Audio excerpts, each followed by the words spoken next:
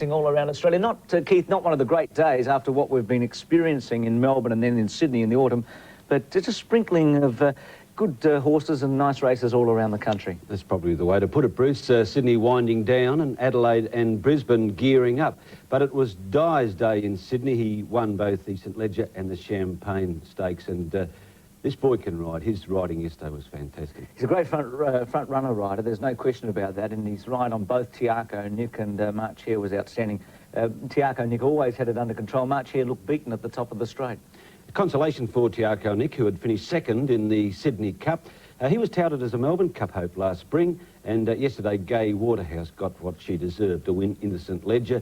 The race is now open for 3-year-olds and 4-year-olds. 2/3 of the field of 9 were 4-year-olds, so that's probably saved the race as a spectacle, even though the field was small again yesterday. And it's good because it is the oldest race in Sydney. It's been going longer than any other event. And let's have a look. Yesterday they went very slow early, and Dye dictated terms on Tiaco Nick. It's Tiaco Nick in front on the 1,000-metre turn, quickening up now, led by a bit more than a length to the Bill, who's not going to let him get away. Chesendo running third, followed by Noble Task, and then Fountain Ash, Barbara Delcia, a neck away on the outside. Telesto is third last, about 8 lengths off the lead, going over the crossing, followed by Benedictine and Dr. Farnsworth last. Past the 800 mark, Tiaco Nick the leader, the Bill on the outside under a bit of pressure as they come to the turn. Chesendo grinding away in third place, followed by Noble Task, and then Telesto, who's starting to make up ground quickly as they come to the corner. Then Fountain Ash, Barbara Delcia, followed by Dr. Farnsworth and Benedictine last as they turn into the straight. Tiaco Nick the leader, over the Bill and Chesendo cutting away, followed by Noble Task and Telesto still about 5 off the lead as they top the rise. Tiaco Nick going strongly. He's in front at the 200 mark, clear of Chesendo on the inside. 3 lengths away, little Telesto wide out, who's not getting home quickly enough, but Tiaco Nick is holding them all at bay. Chesendo in second place, trying hard, but Tiaco Nick is going to lead all the way to win the St Ledger.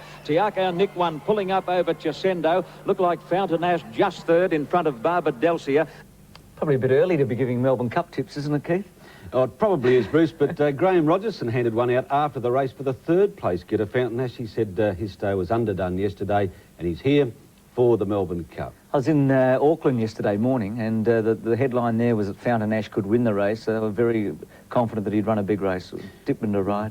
Talking about predictions also, Bruce, Shane Dye, after winning the Champagne Stakes on March Hare, declared this 2-year-old probably one of the best staying or potential staying 2-year-olds that he's ridden, and that's a big rap. Incidentally, he'd won the race. This is his hat-trick of wins for Shane. No other jockey has done that. Yeah, he's had a great run in the Golden Slipper. You're just jumping the gun a bit there, Keith, because we want to talk to Gay Waterhouse. Sorry, I should have told you about that after the win of Tiaco Nick. She spoke with Tim Wharton yesterday. She was obviously delighted about the win and talked about his future. Yes, well, he's a very consistent, top-staying horse, and it's wonderful for the punters, it's wonderful for me, it's wonderful for the owners. It's a great day. Where to now for Tiaco Nick? Tiaco Nick will probably have about a week's let up in the stable. No peace for the wicked. And then he'll go on to Brisbane and contest the O'Shea Stakes over 2,400 and then the Brisbane Cup over 3,200. Gee, you'd be disappointed, Gay, daughter of Tommy, if they decided not to keep this fellow going, because Tommy's philosophy was always, when they were winning, keep racing them. Yes, indeed, and I think that might rub off. Tommy might have a word there. But congratulations, Gay, that was fantastic. She really has come of age as a trainer, hasn't she? Moods was another very good horse that she's had, and, well, her conditioning's first class. She's been around horses a long time. She knows what it's all about. As I was saying before Gay interrupted, Bruce, Shane Dye, a hat-trick of Champagne Stakes winners yesterday. The previous 2 years, he'd won on 2-year-olds trained by Clary Connors. Yesterday, he put Clary into the runner-up stall with LA Glen. Terrific finish, and this horse is very, very promising. Let's go and have a look at the Champagne, and it was a very slowly run race, just like the St Ledger in the early stages. Now Pride of Rancho moves up at the 800, and we've got a 3rd leader. Pride of Rancho took over from March Hare, a length away. Staff Sergeant on the outside of Darvis, followed by LA Glen. Danger 6th on the inside as they come to the turn, about 5 off the lead and 2 to Reign of Honour. Inside the 600 mark as they swing around the turn, Pride of Rancho on the outside and March Hare. They're the 2 leaders by a length to Staff Sergeant, followed by Darvis. LA Glen being allowed to stride up 3 deep, followed by Danger. And last of all, Reign of Honour as they come over the rise. Pride of Rancho Rancho and March Hare on the inside. Danger looking for a split. LA Glen joining in. Staff Sergeant not getting much room at the 200. LA Glen on the extreme outside reached the lead from March Hare on the fence, followed by Danger boxing on strongly. March Hare is coming again on the inside. LA Glen and March Hare. March Hare fighting back after being headed. Can he run a mile? He'll run a mile and a quarter. March Hare came away to beat LA Glen with Danger third. John Tapp singing the horse's praises. Beautiful ride, as you said, by Di earlier. He had to say something, and the thing that was impressive was the way the horse accelerated at the 100 metres and quickened up. And he's got a good future. I think he has too. I liked what you spotted there, Bruce, the way he just found another gear when he needed it close to the post.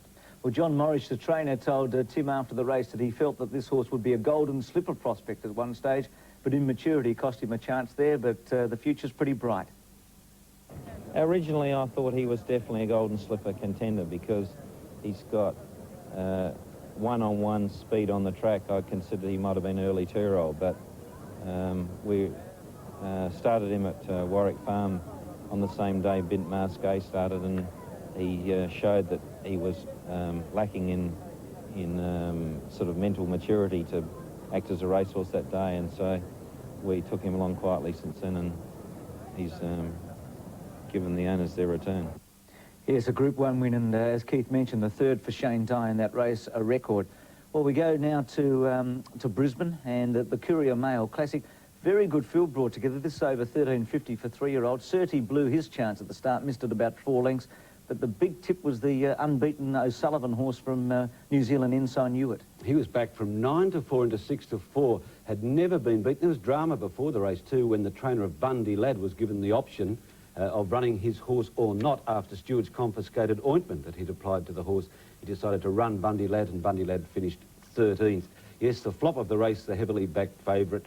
But the winner, Bruce, 3 on end, so maybe that was one that got under punters' guards yesterday. He's won 8 out of 14 of Firm Star. It was a blanket finish, and as we picked them up on the turn, Wayne Wilson's call, Ensign Hewitt leading.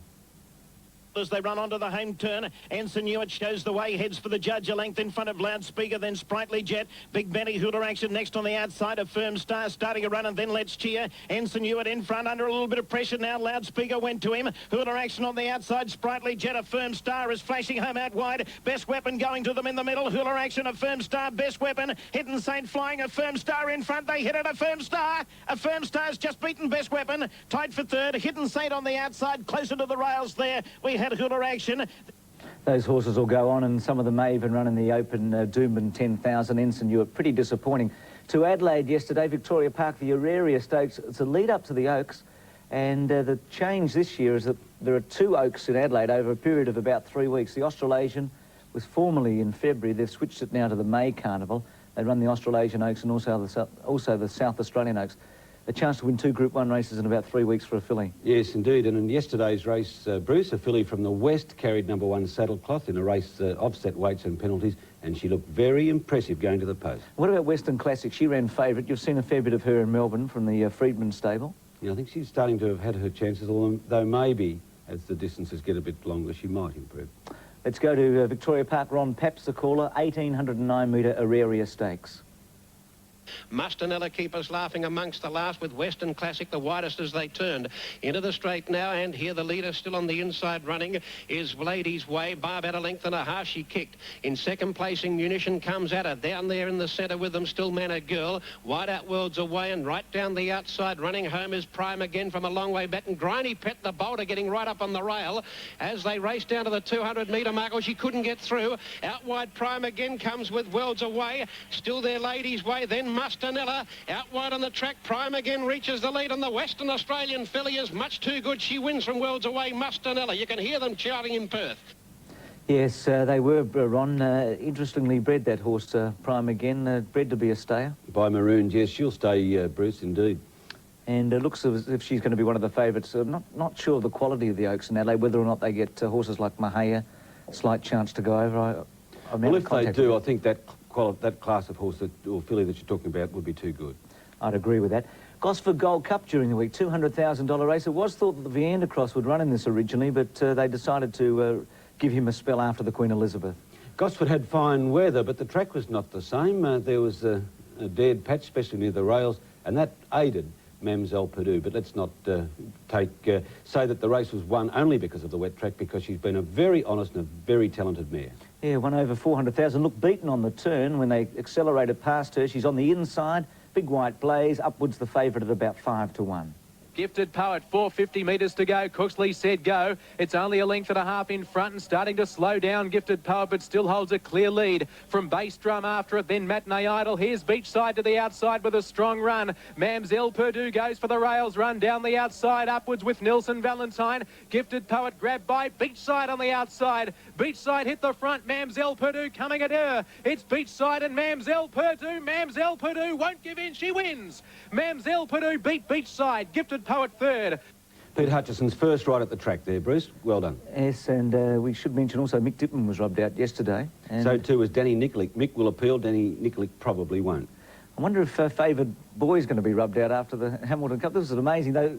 In its sort of defence of the horse, apparently did get hit over the head with... Have a look at this during the week, Keith. Double gin on the inside. Here's Favoured Boy trying to savage him. It's the new connotation of putting the bite on at the races, as Favoured Boy was going to swoop past Double Gin, turned around and bit him.